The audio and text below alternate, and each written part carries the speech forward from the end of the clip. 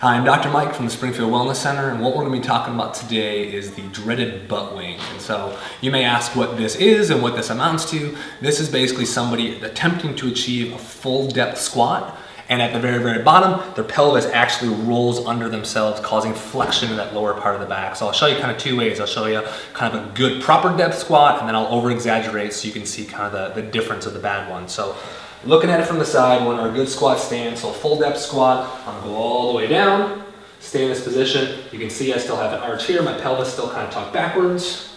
The opposite would be that butt wink that we tend to see in the gym on occasion. So same thing, we get to the very bottom of that squat, and then roll under in that lower back. You can see how my pelvis tips forward. I'm now rounded through my lower back in full flexion. That's obviously not a good thing in all conditions and all times. Where it's okay is just sitting in the bottom of the squat unweighted. So think about, little kids or toddlers, or just, sitting in the bottom of a squat as a stretch.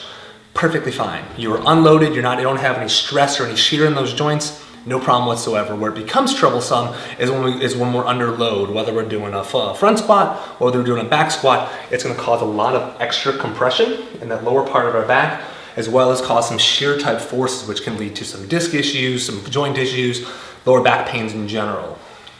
Go over with you here today is just a couple of stretches that you can help to open up both the anterior and posterior side of our hips. That way we can get that full good depth without having to overcompensate and roll our lower back into it. First one we're gonna do is basically just to open up the front side of our hips. And so this is gonna be what they call a couch stretch. We're gonna get down into a position, get our back leg up into the chair, exaggerate my hip forward, feel a real good stretch in the front side here. Pull that leg up even further if you want to get a little bit more of a stretch. You can reach that arm up and away. Same thing, just trying to open up that front side of our hip here.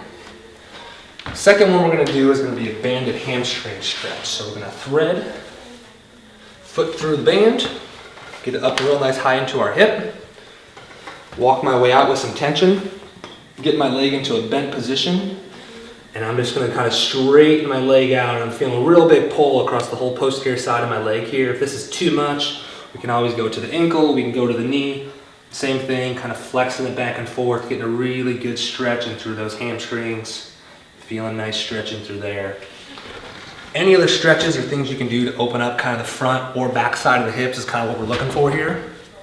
If you have any other questions, you can head over to our website at wellnessspringfield.com.